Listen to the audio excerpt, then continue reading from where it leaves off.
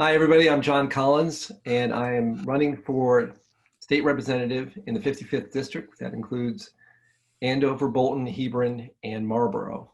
And today we'll be talking about the budget with Kevin Lembo, who is the controller of the state of Connecticut.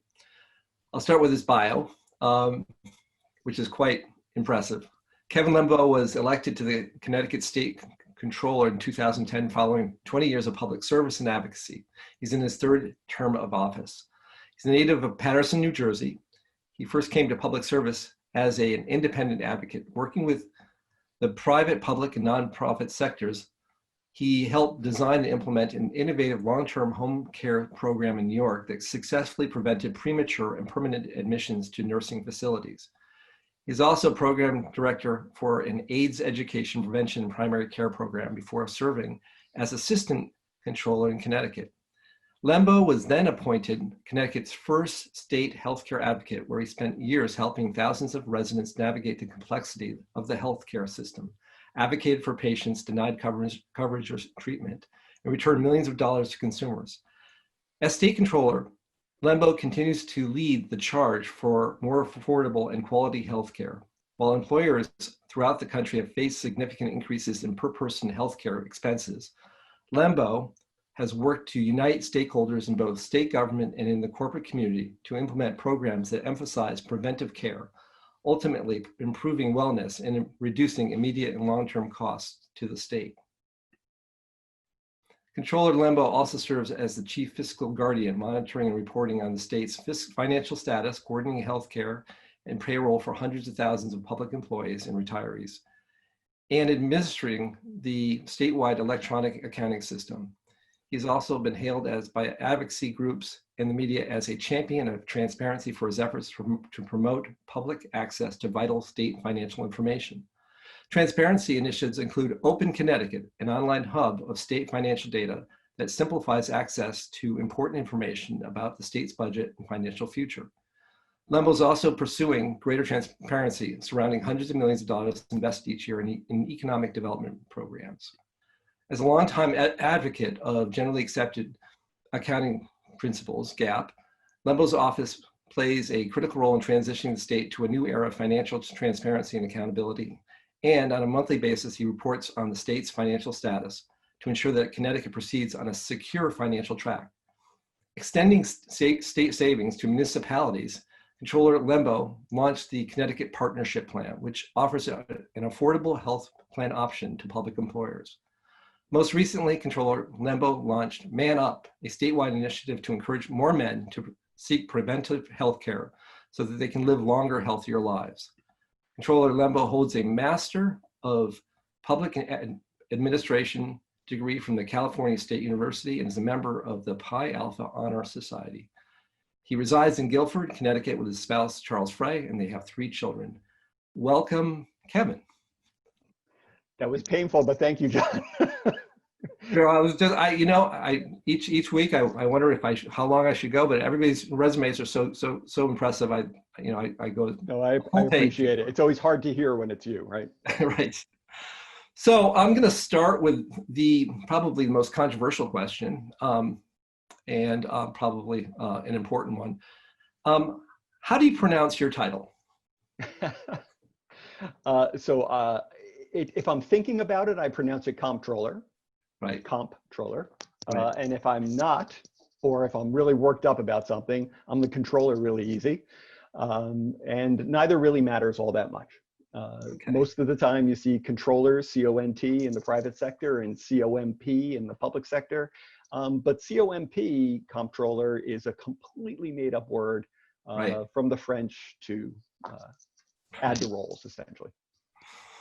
So why don't you give us a summary of what a comptroller does in the state of Connecticut? I'm happy to do that. I could just as easily turn it over to Scott Anderson. I see you, Scott, who's a retiree from our agency, but I'll give it my best shot. So the comptroller in Connecticut, as you said, is the chief fiscal guardian for the state, meaning that I report directly to you, the residents of the state, as well as the governor, on a monthly basis on where we are in the budget versus what had been budgeted. Like, where are we hitting our spending targets? Are we hitting our revenue targets? And then as an extension of that, do we have a deficit or a surplus in any given month? In addition to that, I run the enterprise system, which is the blinking financial heart of the state. It's where all the financial transactions occur.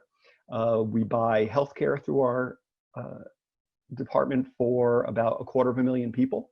Those include state employees and their dependents, retirees and their dependents, and as you pointed out in the intro, partnership, so municipal employees and their dependents as well. And so we are a big purchaser of healthcare.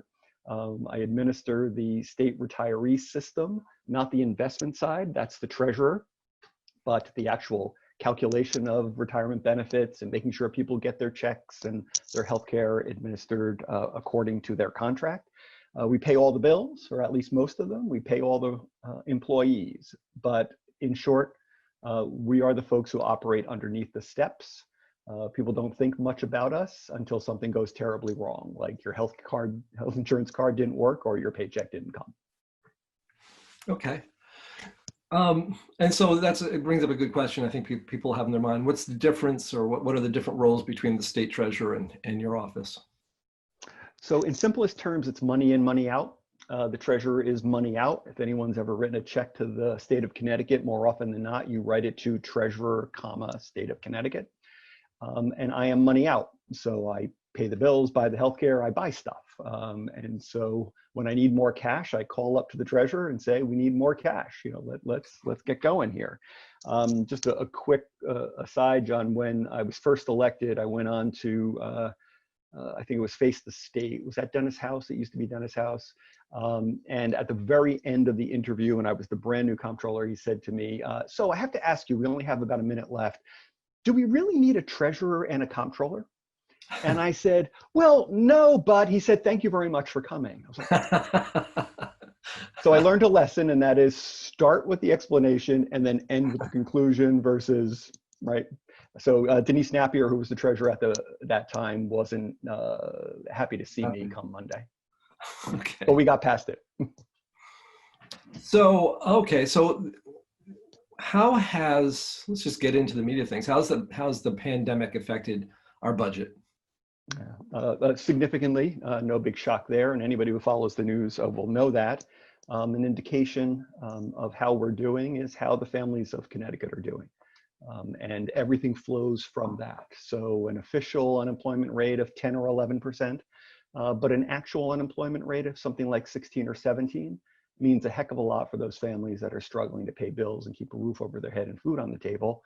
And as a result of that, revenue to the state is obviously not coming in at a pace that was expected as we were creeping toward full employment from the last recession. We were literally coming right on the heels of what we call full employment when the COVID pandemic took hold of us. So we went from running small surpluses and looking like we're going to end with a strong year to at that time, I think it was probably May. So March, April, all the craziness around that. When we started counting revenues in May, it was clear that it looked like we were going to close the year with about a $900 million deficit. So from a small surplus to almost $1 billion deficit overnight. But I'll point out here that these are projections, right? They are moment in time analysis, looking at the budget, what we thought was going to happen. And when I say we, I mean the legislature and the governor, because they make the budget, and what's actually happening on the ground. Fast forward to the end of that fiscal year, and we actually ended with a $38 million surplus. So there's so much that's fluid about this. There's such volatility in our revenue streams, meaning they go up and down with the financial markets, that operating in Connecticut is a challenge. You got to hold on tight, and more importantly, you got to plan far ahead from where you are now and actually exercise some discipline, particularly when money is coming in the door. Okay, great. You know, your background, I think, is a little bit unusual in the fact that you have such a healthcare wealth of experience, right? And that's certainly has helped in navigating this pandemic and as a controller for the state. Would that be true, or? No, I think it is true. As I pointed out earlier, about 250,000 lives, about a 1.3 to $6 billion spend every year on healthcare makes the state of Connecticut, and through my office, a significant player in the healthcare delivery / health insurance space. And so we've tried to leverage that, and I know we'll probably talk about that in a little bit. But when you have, which we have, engaged your participants in starting to think more about what does health enhancement look like? What does getting preventative care look like? How do we incentivize people to do that? When you have something happen like COVID, the good news about that is you've already begun a conversation about how to keep yourself healthy, how to keep yourself well, and you're not starting from scratch. The other side of that is scratching our head, figuring out like, how do we get testing to the people who need it? How do we make sure that, PPE is in place for those folks who are state employees and others who need it? The governor asked early on if I would take over the procurement of asymptomatic testing services, because we have really good relationships with the hospitals and the big provider groups to get them to deploy to places where we're seeing hotspots of COVID infection, as well as routine testing. Okay. So, we've had the stimulus package from the federal government, and let's just start with the first one. How has that helped us in Connecticut? So critical, and there are two phases, or there were supposed to be two phases. We'll see. Right. But when I talked about the going from 900 million to a small surplus last fiscal year, 2/3 of that can really be attributed to federal dollars flowing in, 1/3 of it on spending restraint, and that's what got us to that small surplus. The issue is the first wave of this was spending, for example, in public health and the Department of Social Services, and in places where they're overspending their budgets out of necessity. It's a public health emergency. You can't start to quibble over dollars and cents in that moment. You have to be able to be nimble and figure it out.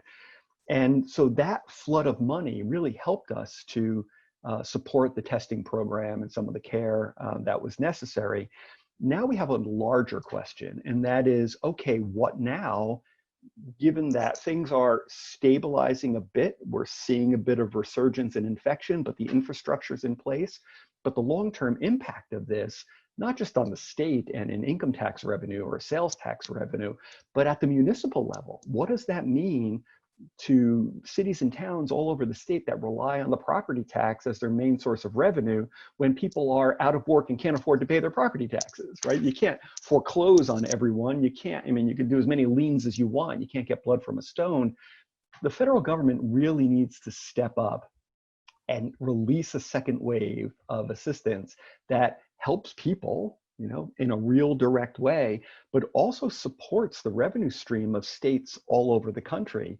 And I have to say, John, I don't want to be sort of super partisan about this, but there was a moment where I was listening to Mitch McConnell say, we're not going to send money to those Northeast irresponsible states.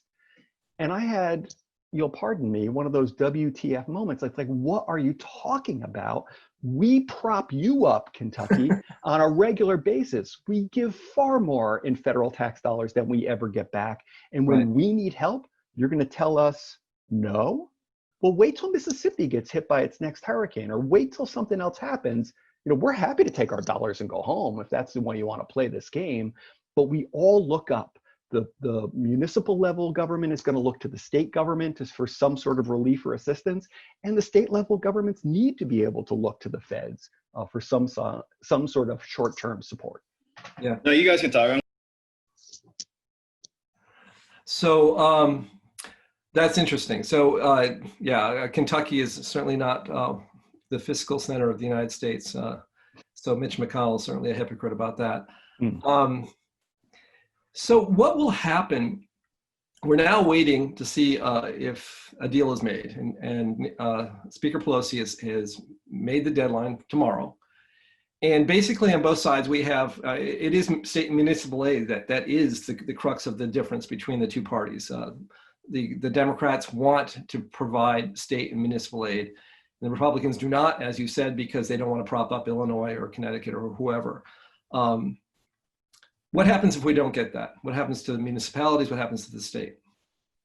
Yeah, well, look, I think it's realistic at that point for the municipalities to look to the state for some level of relief, right? We can, the bigger the institution, the bigger the infrastructure, the more able you are to bear both risk and in some cases debt. And there will be no choice. You can't just let towns go upside down. You can't see education services shut down. You can't see police and fire and DPW and all of that. So that's going to have to be prioritized, up on the list, and the state is going to have to step up and partner with those distressed municipalities to make sure that those services continue. That would be a horrible outcome, but I think it is certainly possible that that's where we end up. And if we end up there, there's no winners there. Certainly, the people don't win. And anyone who's looking for political advantage in that moment, you don't win in that, right? It's a pox on both your houses at that point. It's too close to the election. People are muddled at best. And so I don't know what the gain would be. I don't see it. Yeah. If we do get a stimulus package, the 2.2 trillion, and there is aid to states and to municipalities, how is that aid distributed? I've been told that that the municipality aid will not go through the state. Is that true, or does it directly go to the state first? It really depends on how it's designed, John. Community development block grant money is overseen by the state. It's federal dollars that are pushed out, but there's other money that goes direct to municipalities. It really depends on how that aid package is structured. I think it would probably be a bad idea for the federal government to try to figure out what's going on the ground in Andover. I just don't see them getting down to that granular level to know. The state sometimes barely knows what's going on, like in some of our communities. Right. But the councils of governments around the state are going to have to sort of communicate with the Office of Policy and Management, which is the governor's budget office. And they're going to need to figure out like where the need pockets are, what the need is, and what the levels are. And then they're going to have to divvy out the dollars that come in. So we are, I guess, you are plugging the deficit with the rainy day fund, I guess, at this point, generally. When will that run out? Well, I guess it depends on how big the hole is in this fiscal year, right? So just a little bit of history. In 2015, I brought a proposal to the legislature and asked them to do a little fourth grade economics. It's something our parents often taught us. We got a $10 bill from grandma and they said, okay, you can spend $5, but you got to save $5.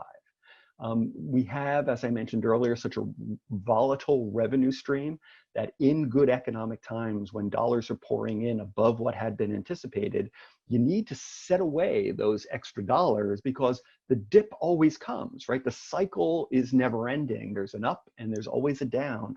And historically, Connecticut state government, and I'm going back 40 years, would spend up, as revenue came in, they would spend up to what looked like the new reality. Budgets would get packed up with a whole bunch of stuff based on pet projects or pent up demand. And then the bottom would fall out. The market would crash, something would happen. And then there would be raising of taxes and cutting of programs into the hole. And then like rinse and repeat. Then, the market would pick up again and everything would go back to something normal.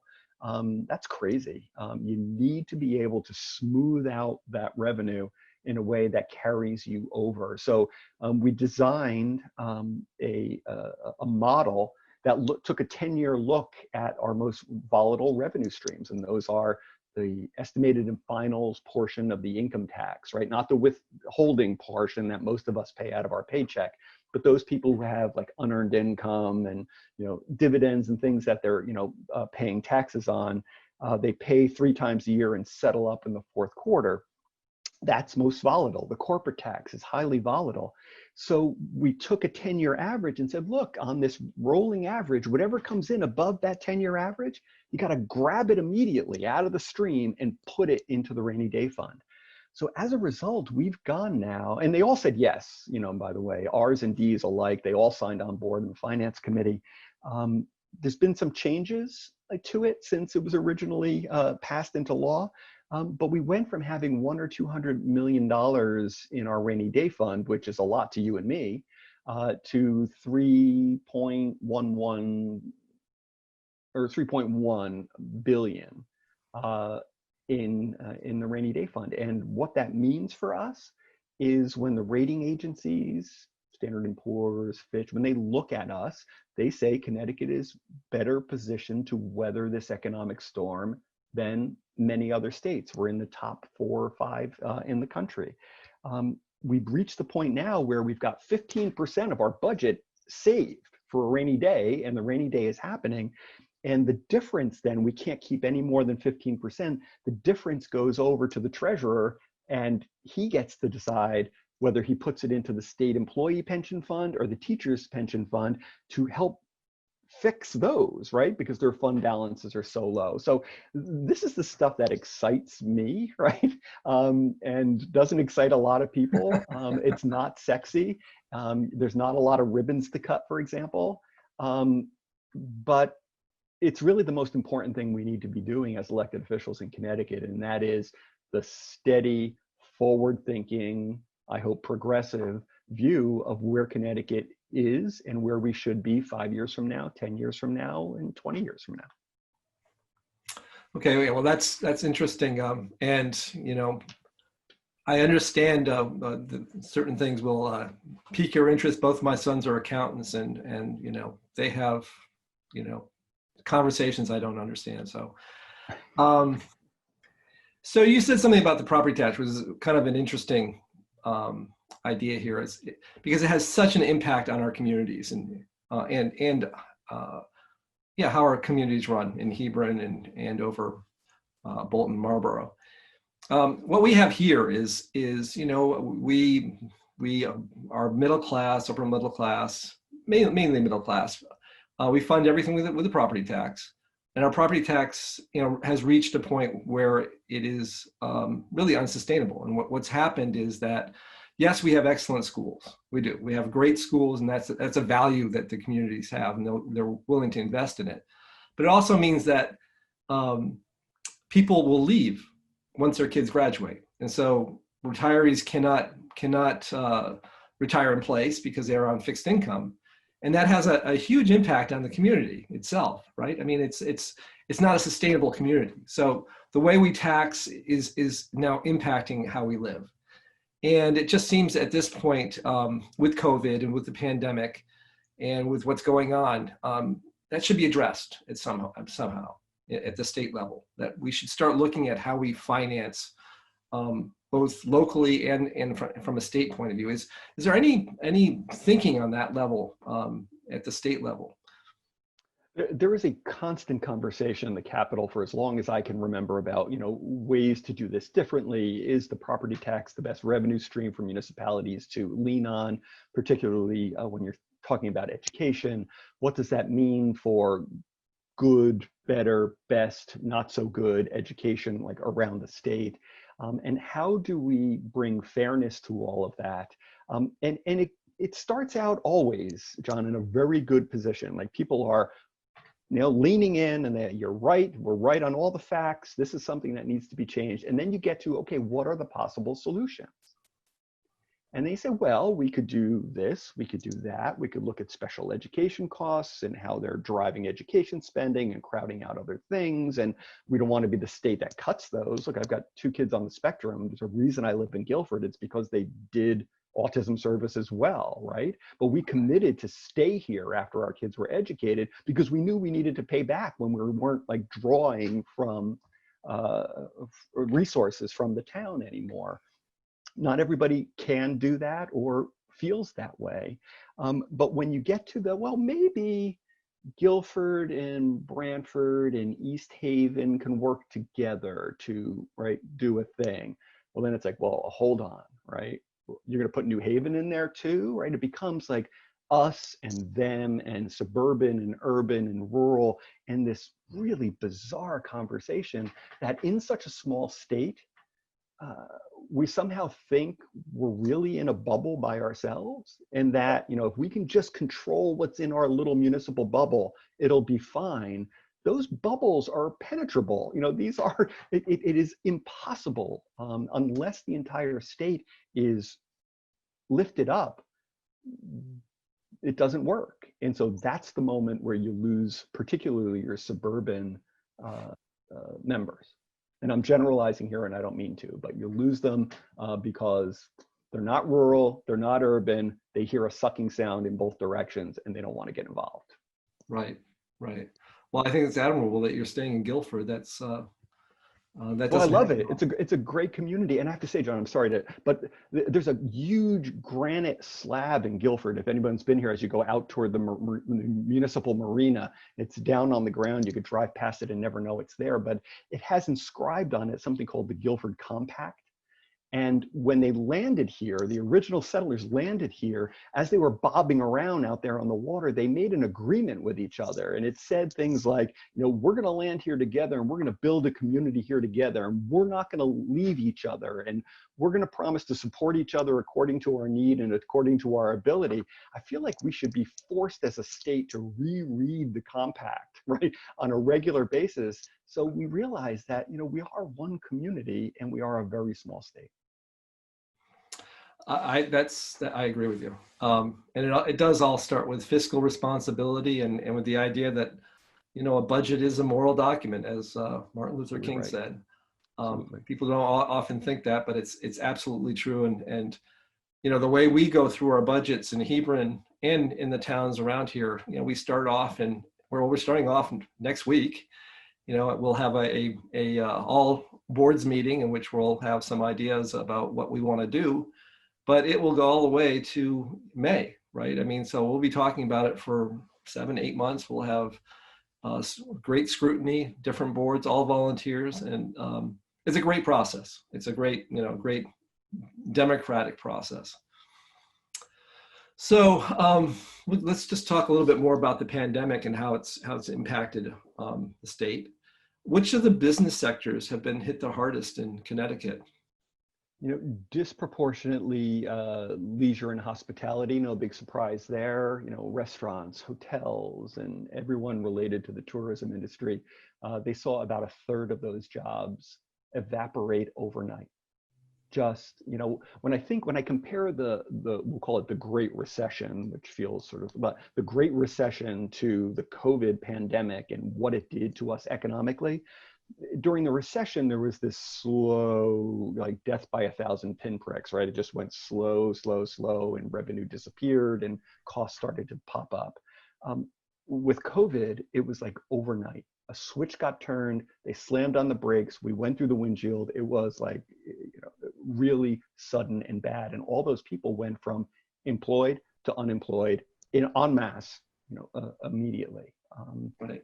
And so, and those jobs, you know, may in fact be the last to come back, if they come back at all, you know, Yeah. depending on sort of what this recovery looks like and how we restack this, assuming a infection rate in COVID that is something that is manageable, and we're all doing what we're supposed to be doing, you know, simple stuff like wear your mask and stay away from each other a little bit. Yeah, and in small towns, I can tell you, even though our commercial real estate contributes less than 5% of our tax base, it is our restaurants and others, you know, small stores that provide a lot of the fabric of the community. And it's been, you know, the courage that these small store owners and the restaurants have put in. They put in new business models, and they are fighting like hell to survive. And it's so important because, you know, a lot of these places are places where we gather, right? And so it's just so important that that they survive. And so we end up left with just the big box alternatives, right? Those that could just sort of withstand the hit. as the smaller, locally owned, often deep roots. It's sort of the difference between an economic development strategy that focuses on small and medium-sized business and one that is just about doling out dollars to the biggest, wealthiest corporations in the state, which always do what I'll call the rational thing in their mind and move from state to state when the economic development money runs out. You know, that's not an economic development strategy. Right. And that's something, you know, if I'm elected, I'm committed to helping small business in our towns, because, you know, they are, like I said, it's more than just their business. It really has to do with the spirit of the town, and it's just so important to ensure that they do well and that they survive. And this winter, I'm not sure what we're going to be doing. We've been trying to come up with ways for the restaurants to have a shot at staying open. We're still thinking about it, but right. So the other thing is that the majority of jobs lost, I guess, in the COVID epidemic have been low-income jobs, and that gets back to the leisure and other industries, construction. How has that impacted the state? How has that impacted the budget, for example? Well, I mean, what it's done is exacerbated a condition in the state of Connecticut that we've known about for 20, 25 years or more. You know, this economic insecurity of a big part of our population, the inequities that are built into the system, and they're just showing sort of all of our worst parts, whether it's, what happens to people who are, don't have $400 to pay for, tires, and have to dip into, put it on their credit card, or can't do it at all and then can't get to work, and you follow that where it goes. And others who are struggling in other ways. It's just there's a certain injustice piece to all of it. And we really need to get to a point where, to something you said earlier, that yes, not only is our economic development dollars focused on those locally owned businesses below a certain size that are really the heart of innovation in our state, yes. Right? Bloomberg rated Connecticut the 4th most innovative state in the country. I mean, think about that just for a second, right? You hear so many, there's another side politically of all this, and all they want to talk about is how bad things are and look, there are challenges. Nobody's going to try to escape that. But I got to tell you, we got a lot of strength as well. And that's just a reflection of one. And if I had to pick a better unemployment rate over being the most innovative in the country, I would take innovation every day, because it's forward thinking. So if you invest those economic development dollars in our local, smart, hardworking, talented, whether they're chefs or bioscientists, who have big ideas and want to get out from under a corporate sort of ceiling and strike out on their own, what can we do to help them do that? Well, yeah, we can seed those businesses in one way or another. We can take a piece of the action as a state that helps the taxpayers everywhere. And also we can do things based on what we do now around healthcare purchasing, for example, around retirement security, to make it possible for someone with a young family to say, you know what, I'm getting out of this darn cubicle and I'm going to do this thing before it's too late. I'll tell you, that's exactly right. As an entrepreneur who in my 30s and 40s, who had 2 small children, and I wanted to start a business, the biggest problem I had, I was in a big consulting firm, the biggest problem I had was healthcare. Right. And I made that decision, and I put my house on the line, $250,000 loan. But it was scary, and I know there are people out there with great ideas that could if they had healthcare, if they could ensure that their family had healthcare, they would get out there and they would start their own businesses, and we would have more innovation and more economic activity. And it just makes so much sense that when we have healthcare tied to an employer, you're not gonna leave it. If you're a responsible dad or mom, you're just not, unless you are completely committed and know you have a good idea, which I thought I did. Right, and But, even if you think that, you know what the failure rates look like, and you know how risky that question is. And oh, will we absolutely. ever get to a point, at least in our foreseeable future, where there's a severing of the relationship between healthcare and employment? I doubt it. I could see us more sort of moving toward a Netherlands style model where there's some level of base insurance and then employers compete for the ads, right, to attract talent and do some other things.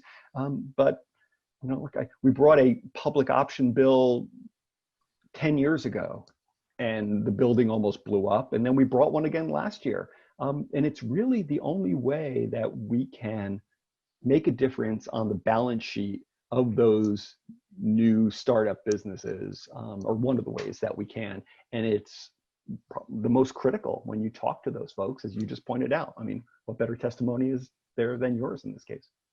And I'm surprised that there isn't a coalition of small business owners who would support that, because my wife is a small business owner. I'm a small business owner. I don't have employees. She does, but it's so difficult. Healthcare is so difficult for small business. And well, there is a coalition, John. There are plenty of small business owners that have come to the Capitol to testify. But what happens is at 1 a.m, when the normal people have gone home, and all that are left at the Capitol are legislators who have to be there and the paid lobbyists who flew in for the week to make sure that something bad doesn't happen, at least in their view. Things get killed. And that's exactly what happened to the public option bill last time. Lobbyists for one of the big insurers said, if you do this, we need to rethink our commitment to Connecticut. Oh my gosh. And that just spooked everybody. They went under their desks, and that was the end of that. Kevin, can you tell us what would have been in a public option? Sure. So what it does, works? yeah. So John, what it does is builds off the purchasing power that I already have through my office. Doesn't try to offer the same benefit design, because we all know that design is negotiated and it's also very expensive, but use the bronze, silver, gold, platinum sort of model like the exchange uses, but have in there real meaningful healthcare options that are not high deductible plans, are not just sort of catastrophic coverage, but it's real health insurance the way, we would all recognize it. We've done a pretty good job, and Scott, just nod if you agree with me, but of negotiating tough contracts to make sure that our cost rate is lower than almost anybody. When I've got one of the big 3 employers in the state call and say, hey, I saw your number on your increase in your cost in healthcare, I'd give my teeth for that number. We're doing something right. And so there's an opportunity for folks to be able to buy in. They would share risk with us. We would underwrite according to the underwriting rules that are out there. They're limited. I think there are 3. And people will be able to pick an option. How would it compare to the exchange? Well, the exchange is now populated with mostly high deductible plans. And if you're getting a subsidy in a silver plan, for example, it's a good place to be. And I wouldn't discourage folks from checking it out. But if you're one of those folks who's not eligible for a subsidy, it's pretty expensive, and it has the kind of coverage sometimes that's being offered is less than ideal, shall I say. And that's not the fault of the exchange. When you have an optional system where the carriers can choose to play or not play, they're not going to play if they don't feel like there's an upside for them that's significant enough to warrant the work that'll be necessary to make it happen. So we don't have a profit motive. I'm not an insurance company CEO. If I was, I'd be making a heck of a lot more than $110,000, which is the statutory reimbursement for this office. I'm not complaining. I love what I do, but it's a different mission than some of the others. So you bring up what I'm impressed with is how involved you are in social issues. And I was reading your report, and it goes through all of the impacts of the pandemic on different social groups. And it gets back, I think, to when I've been going out and meeting people in my listening tour. And I'm a Democrat. I care about social issues, but people are always saying to me, a Democrat that wants to be fiscally responsible, or that that knows about budgets, and that's interesting. it's really, so great to meet somebody that you, who is not only a numbers person, but is also looking at the social impacts of the budget and the economy on people. So one part of your report from September 1st on the forecast goes into the impact the pandemic is having on children and families that can't pay for rent. Can you just talk a little bit about that? Because it was a little bit shocking to me. Yeah, I don't have the report in front of me, John, but I'll just say sort of in broad strokes, there's no surprise here, right? Those same families that were hanging on barely, that were making ends meet, and then had the bottom drop out, if they have children, if they have any other sort of health issues, they really are at risk. And the government can pass as many laws as it wants around, you can't evict, or you can't do this, or you can't do that. But that underlying problem is real. And again, it's been opened up and shown. And it's not just limited to sort of the economic insecurity of these folks, but even simpler things, which I think should be simple, around the democratization of the internet, for example. Like, how do we make sure that people have access to good, high-speed internet service? Well, we've been talking about this for 7 or 8 years, and there's another powerful lobby that often will squash that conversation as well. But is it a utility or is it not? Does it need to be regulated or does it not? And then when you see the pictures of kids hanging out outside the McDonald's to do their homework, then you realize, this is not only unfair, but it perpetuates a cycle that will kill us economically if we do not do something to make it better. And that's what people, I think a lot of people don't understand, is that this isn't just for the people in need, it's for everybody. So one of the statistics in your report that I was shocked about, approximately 19 million children in the United States, 1 out of 4 children live in a household that isn't getting enough to eat, is behind on rent or mortgage payments or both.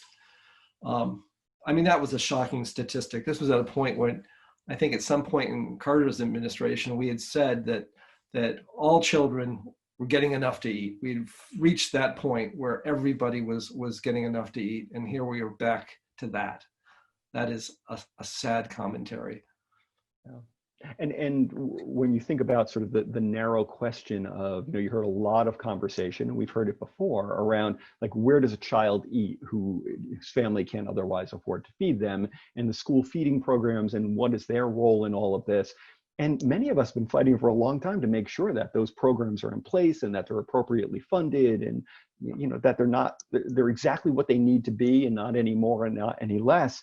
And suddenly I heard people who were the opponents of those feeding programs start to talk about them in the affirmative because they wanted to tie in to the president's narrative around schools should be open, everything's fine, throw your mask in the garbage, it's all good. Oh, the poor children need to eat. Like, where were you 3 years ago and 2 years ago and 20 minutes ago when this was a question that was before you? Because at that moment, it was about, oh, it's those, right? Those urban states, those northern states, the western states that, we don't have this problem. Right.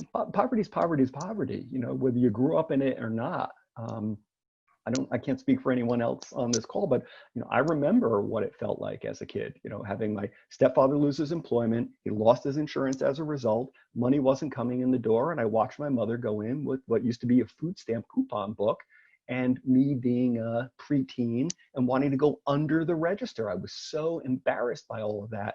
But when I think back on it now, it's like, that's exactly why it was there, right? It was to bridge this for us until we were able to go back to normal. Right. And there are pockets of poverty in every town. In our district. Both my sons were EMTs and would go out to places that I'd never seen before and I didn't even know about. And there was poverty. There was Absolutely. So at this point, I've talked about what I want to talk about. Now I'm going to give you the floor and just talk about what have we missed here. Well, no, I think we've covered a lot of ground, I hope, and I hope it was useful, or No, it's been it was what you fantastic. wanted to do. The one thing I did see when I was looking at your campaign site was sort of this commitment to transparent government, and what does that mean? I would encourage folks strongly to go look at the Open Connecticut site. Talk about like a moment where you stand side by side with people and they say, I am all for government transparency. And then you start talking about what that means. And they're like, whoa, whoa, whoa, right? You mean you're going to put every bill we pay online? What are you talking about? You're going to do this with that information? Wait a minute, people don't need to know that. These are all public documents. So if you go to Open Connecticut, you see Open Budget, which is the exact same data that I use to do my monthly forecast every month. You see Open Checkbook, which shows pretty much every payment that we process through our office, and you can see who got what for what based on one contract and compare them against agencies. These aren't PDFs. These are like, you can search and you can download the whole data set and go away if you'd like.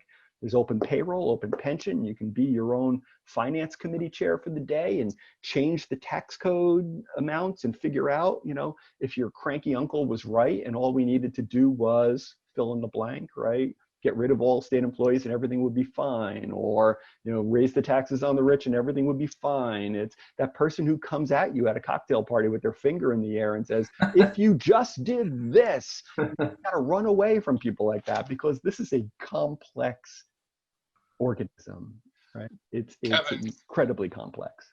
Kevin, can you talk about the programs that have been done in the past, like Governor Malloy had the First Five program, and the idea was that we would seed businesses to come into the state or to improve and increase their positioning in the state, and we would give them a lot of money up front, and down the road it would all pay off. And if I remember correctly, you were saying, oh, that's a good idea, but how do we know it's going to happen? Yeah. And so do we know it's going to happen, or do we know it has happened? And in the future, will we know that something like that actually works? Yes. Okay. So lots to this answer, and I'll go quickly. The economic development strategy of the Malloy administration, began, just as you point out, John, with like the JET program, the First Five. They were very targeted. They were limited. They went to the legislature. They got a pot of money freed up to do it, and that's what they did. But then the First Five became the First Nine, became the First 16. And suddenly it went from being like, let's try it with these 5 and see how we go, to, before the data was in to see if they were working or not, let's just keep like doling out these dollars. And then everyone with a client at the Capitol who wanted to get some money for them was like lobbying to be the next on the DECD list. The problem for me in all of that was, like, that's an economic development strategy, and it's not unique to Connecticut. It's happening all around the country. But I would say it's not the smartest way to go about things, especially when you're starved of data to validate what you're doing with the people's money. So I started to ask questions about, okay, well, what's the ROI on this? Like, to help me understand what the return on investment is for the dollars that we're sinking. What does the employment level look like? What are the other inputs? What are the concentric circles of impact based on the dollars? And either they couldn't tell me, or the data was bad, or they told me I couldn't know, like I wasn't allowed to know. Now, as an oldest child, and I understand I can be a bit of a brat sometimes, it's like, yeah, what do you mean?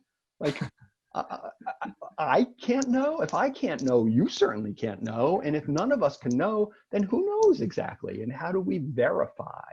So we passed a bill over Malloy's serious objection, to have an outside look by the auditors at this, even in a black box, to be able to validate some of this and put a lot of that information about where the money's going into whom up on a public searchable website.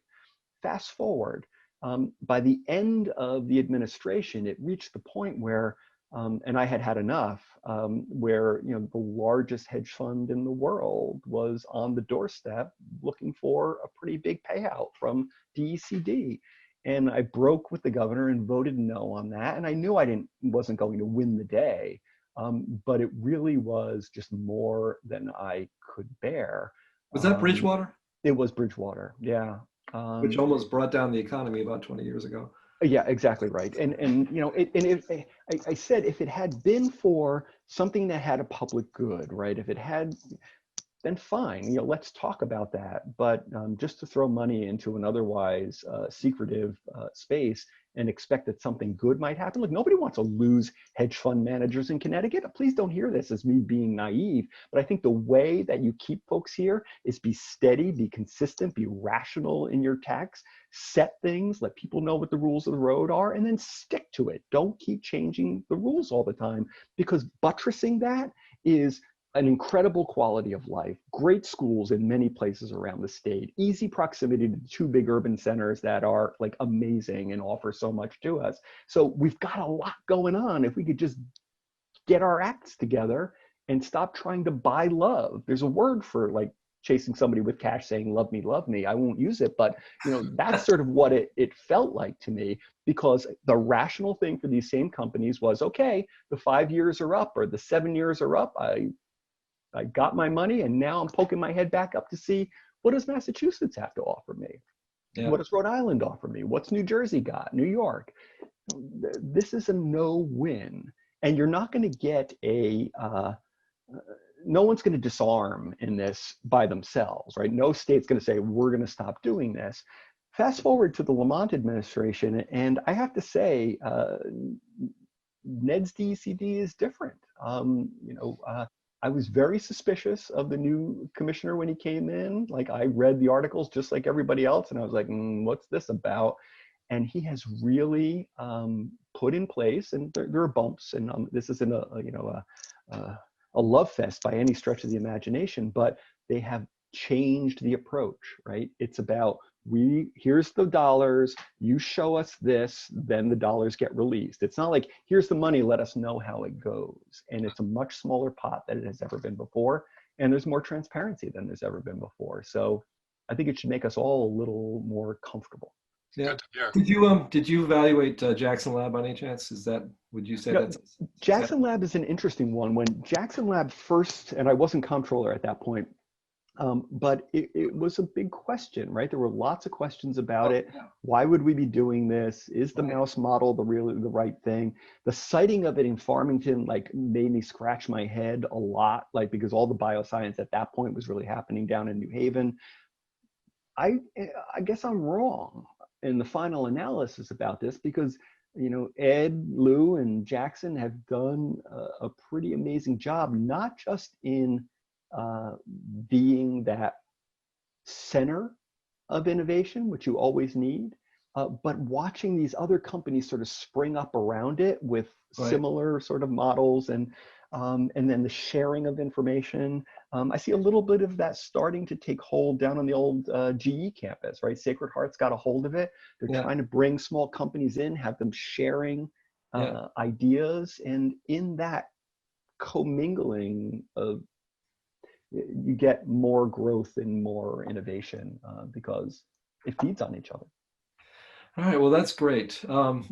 Kevin, Comptroller Lembo, Kevin's fine, please. Thank you so much for this hour. It's been really eye-opening and interesting, and thank you so much. Can I ask a question? Sure. Great. So I'm the chair of the Board of Ed in our town and have been for 5 years, Kevin. Yeah. And I'm sure you get this question a lot, but it's of tremendous concern, especially with what's going on with what we're looking at as far as our budget deficits upcoming. Do you think we're going to be able to properly meet the needs of our teachers and funding their pensions? Yeah, so there have been changes, as you know, both on the teachers' retirement system and the state employee retirement system. We modeled the changes for the state employee system, but I don't have a role with teachers, so that's really not a part of what I do. There is a commitment, and there continues to be. When I say there's going to be potentially a $1.87 billion budget deficit in this fiscal year, part of that is the payment of the ARC, the ADEC, the minimum payment that the state must pay into the pension fund. And from the time that we made the reforms under Malloy, now through the Lamont administration, we have made at least the minimum, if not more, every single time. And in redesigning the amortization period, like think about your mortgage, right? I don't mean to talk down because I know you know this, but others may not. There's this debt inside these pension funds. It's like a mortgage. And back in the day, the Rowland administration and others refinanced that debt and put us on a balloon mortgage, and they all left office, and well, some of them went to jail, and then left us with this horrible debt that kept growing by $100 million or more every year. You can't just make a big obligation like that disappear, right? Even if every single active employee was thrown out of the deferred of the pension plan, you still had all these retirees that would need to get paid, and it needs to happen. So if you can't make it go away, then you need to flatten it out, right? You need to make it flat and predictable over time. So as the economy grows, it becomes a smaller and smaller percentage. Now on the state side, that number is going to peak at like $2 billion a year. But when we reach that 18th year, the obligation, which began under Lowell Weicker and he tried to fix and didn't get any support, is going to be satisfied. Now, will we get credit for that? No, because we're fixing a wrong, that is decades old, and the fingerprints, the blame for that is on both parties, both chambers, labor and management. Everybody gets a little, not everybody, but a lot of people get a little bit, and they all have amnesia about I don't know how this got this way. Well, I don't know. It's like, yeah, well, you were sitting at the table when you agreed to not make the full payment. What do you mean you don't know how this, happened? So teachers had work done with it as well. State had work done to it. These extra rainy day fund dollars get deployed down. The first batch has gone to the state employee side. I don't know what the treasurer is going to decide, because we've got, I just wrote it down. So 23 million I just turned over to him. He decided was going to go into the state employee retirement system as a one-time payment to bring the debt down. And then once I certify the surplus from last fiscal year, 39 million, that will also get put in his hands, and he gets to invest that in either teachers' retirement system or the state. And then when that starts to look more healthy, then he gets to decide to pay down other debt and obligations.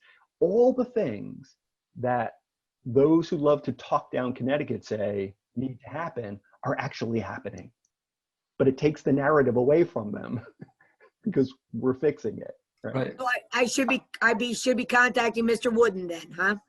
Yeah, I think it's fair to ask him, I don't mean to throw him under the bus here, because that's not my intention. It's okay. The decision on where those surplus dollars get placed when I hand them over to him is his and his alone. He consults with me, he consults with the governor, but it's his decision. I'll be writing to Sean. Okay, thank you. Great. Do that. Excellent. Again, right. So thank you again, Kevin. My pleasure. Great Good luck to you. I look forward to working with you. You'd be a phenomenal addition to the chamber and a great representative from the 55th. We really need you there. So everybody who's here and is a supporter of John, you're going to be asked to do stuff, I'm sure. And please, for as much as you've done, do more, because we need more people like him at the Capitol. That horse left the barn 6 months ago, but do more. There's always more. Thank you so much. And great to see you all. Our last town hall will be next Monday from 6 to 7. It'll be on the Connecticut economy. So more economics. And again, thank you so much. And that ends our session today. Great to see you all. Have a great night.